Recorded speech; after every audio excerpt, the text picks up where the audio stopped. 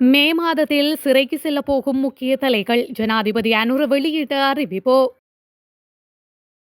தேசபந்து விவகாரத்தில் முன்னாள் அமைச்சருக்கு சிஐடி அழைப்பு. நாடாளுமன்றில் சத்தமிடும் எதிர்க்கட்சியினருக்கு விடுக்கப்பட்டுள்ள எச்சரிக்கை. இலங்கையில் அறிமுகமாகும் புதிய சட்டம் ஊழல் மோசடிக்காரருக்கு காத்திருக்கும் பேரிடி. ஆணையரவு உப்பு சர்ச்சை அமைச்சர் சந்திரசேகர் அளித்த உறுதிமொழி. பிரிட்டன் தடையின் பின்னணியில் விடுதலை புலிகள் சாடும் சஜித் தரப்பு. இலங்கை இந்திய பாதுகாப்பு ஒப்பந்தம் மோடி வரும்போது கையெழுத்தாகும். ரணில் விவகாரத்தில் கடுமையான அழுத்தத்தால் பின்வாங்கும் அனுர. எதிர்வரும் மே மாதத்தில் அதிக எண்ணிக்கையிலான சர்ச்சைக்குரிய வழக்குகள் தாக்கல் செய்யப்படும் என்றும் வழக்கை விசாரித்த பின்னர் குற்றவாளிகள் சிறையில் அடைக்கப்படுவார்கள் என்றும் ஜனாதிபதி அனுரகுமார திசாநாயக்க தெரிவித்துள்ளார். பெலியதையில் நேற்று நடைபெற்ற உள்ளூராட்சி மன்ற தேர்தலுக்கான தேசிய மக்கள் சக்தியின் முதலாவது பேரணியில் உரையாற்றும் போதே ஜனாதிபதி இவ்வாறு தெரிவித்துள்ளார். அவர் மேலும் தனதுரையில் தெரிவிக்கையில் இதுவரை 3 முன்னாள் அமைச்சர்கள் காவலில் வைக்கப்பட்டுள்ளதாக ஜனாதிபதி தெரிவித்துள்ளார். அரசாங்கத்திற்கு எதிராக இப்போது அதிகம் கூச்சலிடுபவர் தான் அதிகம் பயப்படுகின்றார்கள். நாட்டை திவாலாக்கியவர்கள் மீண்டும் அரசாங்கங்களை அமைக்க வருகின்றார்கள். யார் வேண்டுமானாலும் கனவு காணலாம். அவை வெறும் கனவுகள் தான். அவை ஒருபோதும் நிஜமாகாது. 3 முதல் 4 ஆண்டுகளில் பிராந்தியத்தில் மிக குறைந்த மின்சார கட்டணங்களை கொண்ட நாடாக இலங்கை மாறும் என்றும் ஜனாதிபதி மேலும் தெரிவித்துள்ளார். முன்னாள் அமைச்சரவை அமைச்சர் ஒருவரை திங்கட்கிழமை குற்றப்புலனாய்வு துறையில் முன்னிலையாகுமாறு அழைப்பு விடுக்கப்பட்டுள்ளது. வெலிகம துப்பாக்கி சூடு சம்பவம் தொடர்பான தகவல்கள் தொடர்பாக அவரிடம் விசாரணை முன்னெடுப்பதற்காக குறித்த அழைப்பு விடுக்கப்பட்டுள்ளது. இந்த துப்பாக்கி சூடு சம்பவம் தொடர்பாக முன்னாள் போலீஸ் மாதிபர் தேசபந்து தென்னகோன் கைது செய்யப்பட்டு விளக்கமறியலில் வைக்கப்பட்டுள்ளார். எனினும் இந்த சம்பவம் குறித்து முன்னாள் அமைச்சருக்கு தெரிந்திருக்கலாம் என்ற சந்தேகத்தின் பேரில் இவ்வாறு விசாரணை மேற்கொள்ள திட்டமிடப்பட்டுள்ளதாக போலீஸ் வட்டாரங்கள் தெரிவிக்கின்றன. ஆணையரவு உப்பு உற்பத்தி தொடர்பில் மக்கள் விசனம் தெரிவிக்க வேண்டிய தேவையில்லை என அமைச்சர் ராமலிங்கம் சந்திரசேகர் தெரிவித்துள்ளார். யாழ்ப்பாணத்தில் நேற்று நடைபெற்ற ஆணையரவு உப்பு தொழிற்சாலை திறப்பு நிகழ்விற்கு பின்னர் அவர் இதனை தெரிவித்துள்ளார். அங்கு அவர் மேலும் தெரிவிக்கையில் இந்த பெயரை கண்டவுடன் ஒரு சில அரசியல்வாதிகளும் ஒரு சில ஊடகவியலாளர்களும் ஒரு சில வலையொலி செய்பவர்களும் இதனை பெரிதுபடுத்துகின்றார்கள். இந்த உப்பளம் மூடியிருக்கின்ற பொழுது இதனை முன்னெடுப்பதா இல்லையா என்பது தொடர்பில் எந்தவித பேச்சுக்களையும் இவர்கள் பேசவில்லை. ஆனால் ஒரு உண்மை உள்ளது. இந்த உண்மையை நான் அந்த நிகழ்வின் மேடையிலேயே தெரிவித்தேன். அந்த ராஜலுனு என்ற பெயர் இதுவரை காலமும் பயன்படுத்தப்பட்ட பெயர். ஆகவே நாம் எங்களுடைய பாரம்பரிய பெயரான ஆணையரவு உப்பு அறிமுகமாகி வெளிவரும்.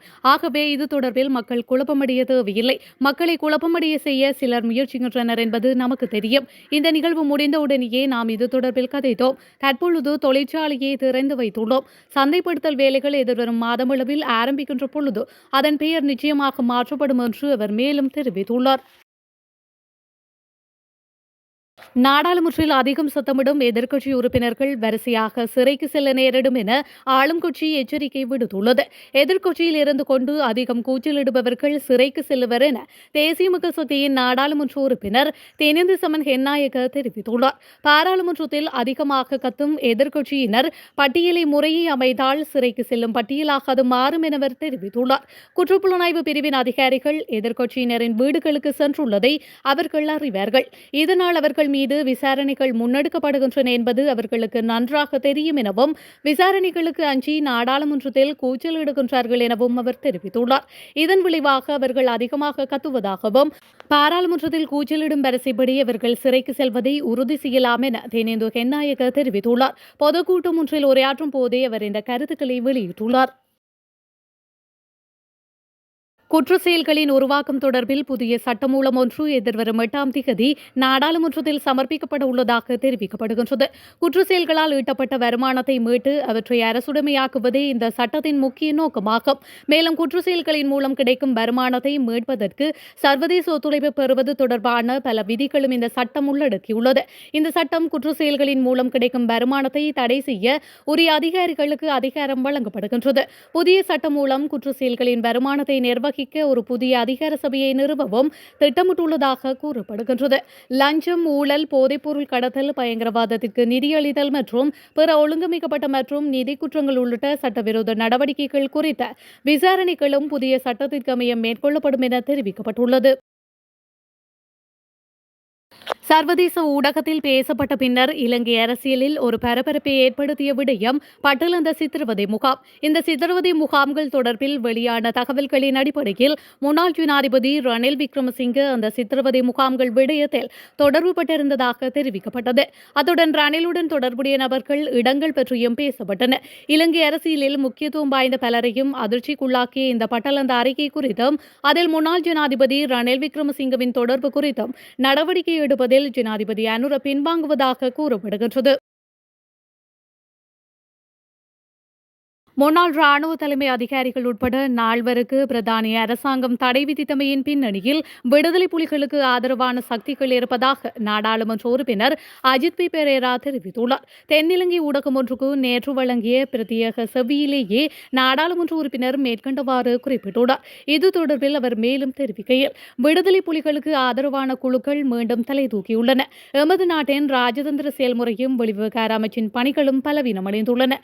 விடுதலை புலிகளுக்கு ஆதரவான சக்திகள் இதன் பின்னணியில் உள்ளன. அல் ஜசீரா தொலைக்காட்சி நிகழ்ச்சியின் ஊடாக ரணில் விக்ரமசிங்க மீது ஏதோ ஒரு வகையில் அழுத்தம் கொடுக்க வேண்டுமென்றே விடுதலை புலிகள் ஆதரவாளர்கள் திட்டமிட்டு செயல்பட்டுள்ளனர். இதனை மீண்டும் எழுச்சி பெற செய்ய அவர்கள் செயல்படுகின்றார்கள். ஏனெனில் தமிழ் மக்களுக்கு அநீதி இழைக்கப்பட்டுள்ளது. அதேபோல யுத்தத்தில் தமிழ் மக்களுக்கு எதிராக யுத்த குற்றச்சாட்டுகள் இடம்பெற்றதாக கூறும் விடயங்களை விற்பனை செய்து அதில் வாழும் விடுதலை புலிகள் ஆதரவாளர்கள் சர்வதேசத்தில் இருக்கின்றனர். சிலர் ஈழத்தை அமைக்கும் நோக்கில் செயல்படுகின்றனர். மேலும் சிலர் தமிழ் மக்களின் பிரச்சினைகளை விற்று சாப்பிடுவதையே தொழிலாக கொண்டுள்ளனர். அவர்கள் கண்காணிக்கப்பட வேண்டிய குழுவினரே. அவர்கள் சர்வதேச ரீதியில் உயர் பதவிகளை வகிக்கின்றனர். விசேடமாக ஐரோப்பா, கனடா ஆகிய நாடுகளில் உயர் பதவிகளை வகிக்கின்றனர். தற்போதைய அரசாங்கத்தின் அலட்சியமும் ராஜதந்திர விவகாரங்களில் திறமையின்மையும் ராணுவத்தினருக்கு எதிரான கடுமையான சூழ்நிலைக்கு வழிவகுத்துள்ளது. இது இன்னும் தீவிரமானதாகும் என்று நாடாளுமன்ற உறுப்பினர் அஜித் பி பெரேரா மேலும் தெரிவித்துள்ளார். இந்திய பிரதமர் நரேந்திர மோடி அடுத்த வாரம் இலங்கைக்கு வருகை தரும் போது இந்தியாவும் இலங்கையும் முதல் முறையாக ஒரு பெரிய பாதுகாப்பு ஒத்துழைப்பு ஒப்பந்தத்தில் கையெழுத்திட உள்ளன என்று புதுடில்லியில் செய்திகள் வெளியாகியுள்ளன. கொழும்பு மீது சீனா தனது ராணுவ செல்வாக்கை அதிகரிக்க இடைவிடாத முயற்சிகளை எடுத்து வருவதாக கூறப்படுகையில், அதற்கு மத்தியில் கொழும்பு புதுடில்லி பாதுகாப்பு ஒத்துழைப்பு ஒப்பந்தம் பற்றிய செய்தி வெளியாகியிருக்கின்றது. ஏப்ரல் 5 கொழும்பில் இந்திய பிரதமர் நரேந்திர மோடிக்கும் இலங்கை ஜனாதிபதி அனுரகுமார திசாநாயக்கவுக்கும் இடையிலான பேச்சுவார்த்தைகளை தொடர்ந்து இலங்கையின் கடனை மறுசீரமைப்பது உள்ளிட்ட பல இருதரப்பு ஒப்பந்தங்களை இருதரப்பினரும் உறுதிப்படுத்த வாய்ப்புள்ளது என்று கூறப்படுகின்றது. அதில் முக்கியமான ஒன்று இருதரப்பு பாதுகாப்பு ஒத்துழைப்பு ஒப்பந்தம் என்றும் கூறப்படுகின்றது. இதனை புதுடில்லியில் நேற்று நடைபெற்ற ஊடக சந்திப்பில் இந்திய வெளியுறவு செயலாளர் விக்ரம் மில்ட்ரி கோடிட்டு காட்டினர். பாதுகாப்பு ஒத்துழைப்பு குறித்த புரிந்துணர்வு ஒப்பந்தம் கையெழுத்தாகும் என்று எதிர்பார்க்கப்படுகின்றது என்று அவர் குறிப்பிட்டுள்ளார். இந்த பாதுகாப்பு ஒத்துழைப்புக்கான புரிந்துணர்வு ஒப்பந்தம் கையெழுத்தானால் இந்தியா இலங்கை பாதுகாப்பில் ஒரு பெரிய முன்னேற்ற பாதையை அது குறிக்கும் என்று அவர் மேலும் தெரிவித்துள்ளார்.